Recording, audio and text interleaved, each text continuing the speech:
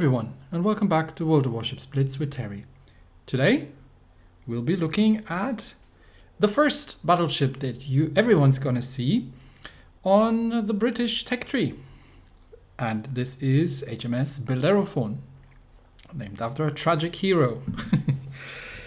She is, well, the one that you get for free on the Blitz Pass. I haven't bought the Blitz Pass this month, so I'm not going to see the Iron Duke quite yet, but we'll get there when the tech tree comes out. For now, HMS Bellerophon. The Bellerophon was the lead ship of the Bellerophon class, which came after HMS Dreadnought. And HMS Dreadnought was somewhat of a revolution in terms of battleship design, such that everybody was so in awe of that they classified everything that existed as pre-Dreadnought and said, this is all now crap, we need better ships. So everybody was building their own Dreadnought things. So the British, of course, went and saw that it was good and said, we need more of those because these are great and everything else is pre-Dreadnought and henceforth garbage. So they built the Bellerophon. The Bellerophon had, well, the Dreadnought's guns and the Dreadnought's layout. She had a slightly different armor.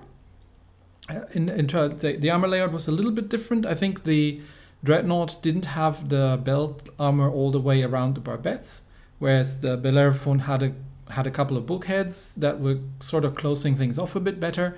But in return, she has a slightly thinner main belt armor, and she has slightly different guns in the secondaries. The main guns are exactly the same, and we have both ships in the game. So what we can actually do is we can compare them. So let's do that. So let's have a look. Bellerophon class, 25,000 hit points and round about the same on the Dreadnought. The Dreadnought has a bit more, but that might be from the historical camo. In terms of armor values that we have here, the Dreadnought actually gets slightly, no, actually that's just from the setup. She gets the exact same. Yeah, she gets pretty much the exact same armor. It might be that she gets a slightly better torpedo protection. Let's quickly have a look at the equipment. How much does it give? 15%. So that would have been...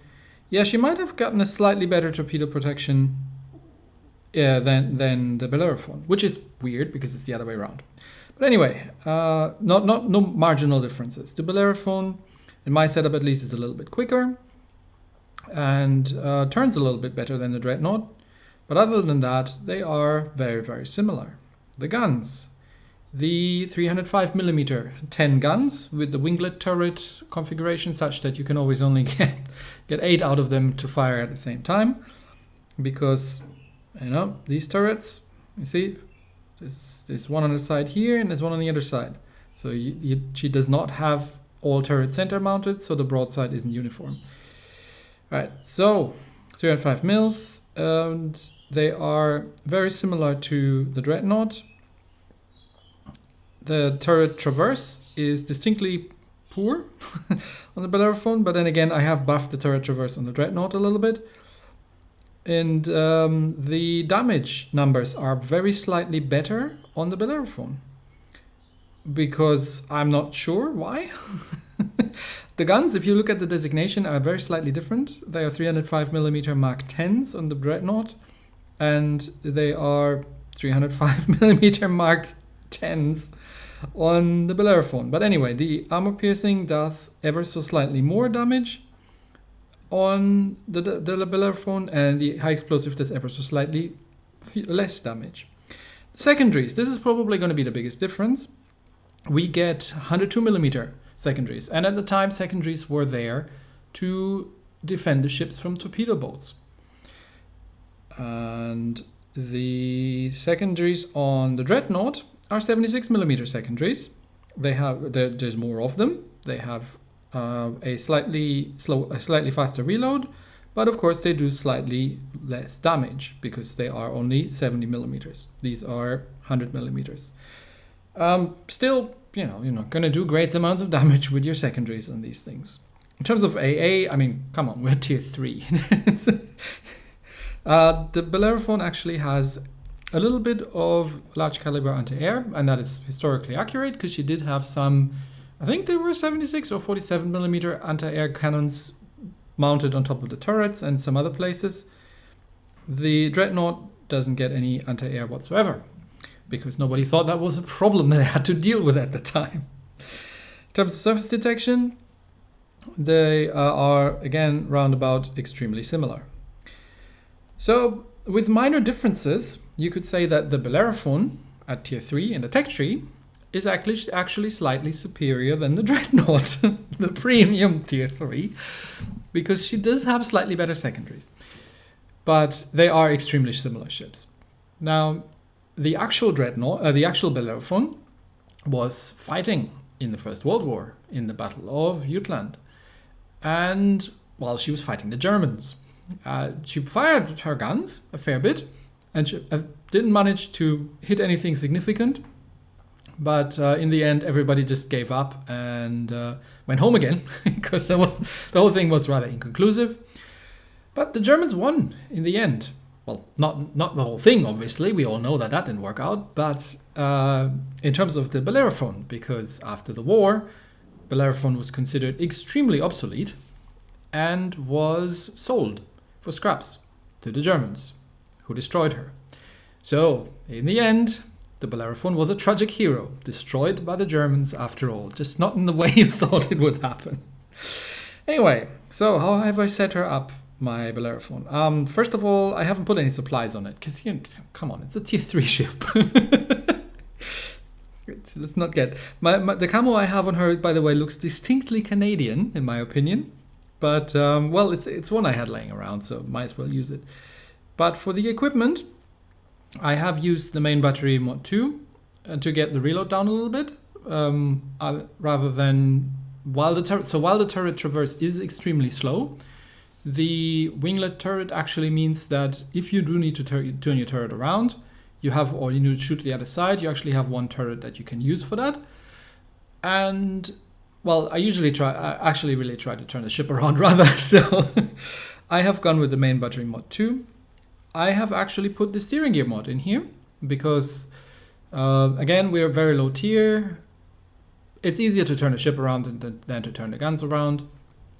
And, well, I could have gone with a damage control modification, but again, we're very low tier. There isn't that...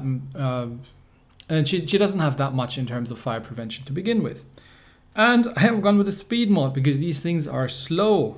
I could have put the torpedo defense modification in, but I figured a bit more speed might not be bad. And again, you can always load the high explosive if you have to deal with destroyers.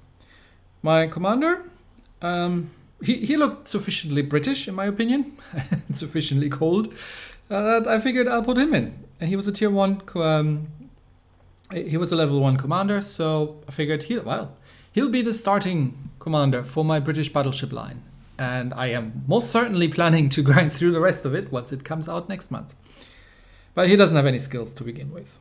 So, the Bellerophon, how does she stand up in tier 3? Well, she plays very similar to the Dreadnought if you've ever done it, but let's go and have a battle.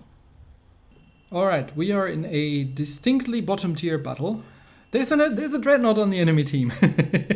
Sorry, we're top tier, but it's a very distinctly low tier battle. We've got a couple bots in here, but we have a Dreadnought, and other than that, just cruisers and destroyers out there. So, playing Arena. It's one of these starter maps where everything gets spotted pretty much immediately. So because, again, our turrets turn extremely slowly, let's just stick to the right side. And, yep, there are 2 destroyers. So let's switch over to the high explosive just in case we get one to shoot at the opening stages. Because you do spawn extremely close to each other on these maps. And, yeah, very slowly head towards the cap circle. So she does, in the end, how much did we do? Almost 23 knots. Which is round about what the original ships were able to do anyway. Funnily enough, she is probably quicker than most American battleships up the tech tree. Alright, what we got? There's a Wix. Let's see if we can get our guns lined up. The turrets have very, very narrow windows of... Let's see, take a shot. Up, no, he turns. These are all gonna miss, aren't they? Yeah.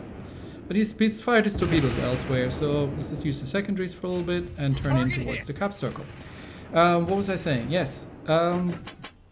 These turrets don't have the greatest gun arcs. the superstructure is quite a bit in the way, so you do have to give an awful lot of broadside. And there's a friand. Something to eat, isn't it? Okay, there's a couple of good hits, no citadels, but we'll get a couple hits, couple overpins, and just keep using the secondaries since we're here. But he's getting torpedoed by something with deep water torpedoes. And that was probably the end of him. Yep, there he goes.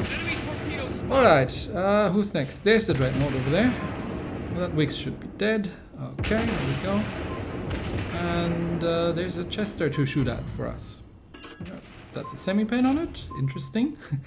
Yeah, the 305s are not super powerful guns, but you know, you're at low tier. Okay, that's a bot. I don't care about bots. Let's get another shot out into that broadsiding Chester. Yeah, you can try to torque me. I'm not gonna steal that. Someone can fire that. Someone can kill it. You wanna kill it? There you go. Thank you. Well done. Okay, Chester has found that the island is in the way. And can we get another shot at him? You see, you turn the ship even the slightest bit. Your turrets actually get out, reach their maximum turns. Yeah, they are the two center ones. Reach their maximum turn space. And there we go. Okay, now Dreadnought. Let's see how we can stand up to an enemy Dreadnought. He seems to have killed something. I think he's pretty much the only one who did that. So, very, very lumbering. We are making our way across and trying to get that Dreadnought in range. Has he stopped or is he just lagging? I'm not sure. Oh, he's moving again. He might just be lagging. Okay, he seems to be almost in range. This is maximum range for our guns here. And again, we basically have the same guns. Pretty okay dispersion, I'd say. Only that, well, we bounced one off probably of the rear turret. Or of the, yeah, probably of the rear turret, because that hit quite far in the rear. Might have been the belt armor. Difficult to tell at this distance. But we'll try again. And there comes that very brave destroyer. Oh, yeah, that's a better hit. Semi-pens. If the Dreadnought had fired high explosive, that destroyer would have been dead by now, by the way. But he fired armor piercing, I think, so he probably just over-penetrated most of them. Alright, while we're closing the distance, can we do something about that cruiser there? Yeah, with 2 hits. It's decent, he's in secondary range, don't forget your secondaries. Even though they're just 100 millimeters. I mean, the hood, for all intents and purposes, the hood has 100 millimeter secondaries as well, so they can do damage eventually. Okay, main gun's almost reloaded. Another fire at the enemy Dreadnought. We hit the enemy! Oh, 3 good hits, okay. Well, not bad, not bad. I think the differences are really just marginal between the two of them. But it is funny that the... Oh, he stopped again. It is funny that the historical ship is actually... The historically older ship is actually the premium, whereas the later ship is the tech tree ship at the same tier. Okay. Dreadnought is still having something else to shoot at. Yeah, he's firing at bots, I think. Got them up again. The dispersion is not terrible, really. Target hit. Yeah, and that's 4 hits out of 8 at almost, well, not quite full range, but at long range for tier 3. That's not bad. It's a decent accuracy. Pretty flat arcs as well.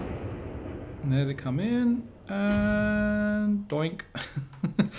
Alright, one more. I mean, they've lost this. Well, no, not necessarily. Yeah. By points, yes, but there's still 3 of us. So if that destroyer pulls anything, and if that Dreadnought can, well, he would have to kill me, and I'm almost full health because nobody's bothered to shoot at me. Doink. Oh, we got a citadel. That was center deck somewhere. And that French cruiser is on relatively relatively low health. Oh, he's actually shooting at me now. Yeah, that's a bit too late, buddy. Okay, my kill. That one's mine. I've been shooting at her the whole time. There we go. Alright, is that Samson still going to be able to kill the St. Louis? Probably, maybe, if he's got torpedoes ready.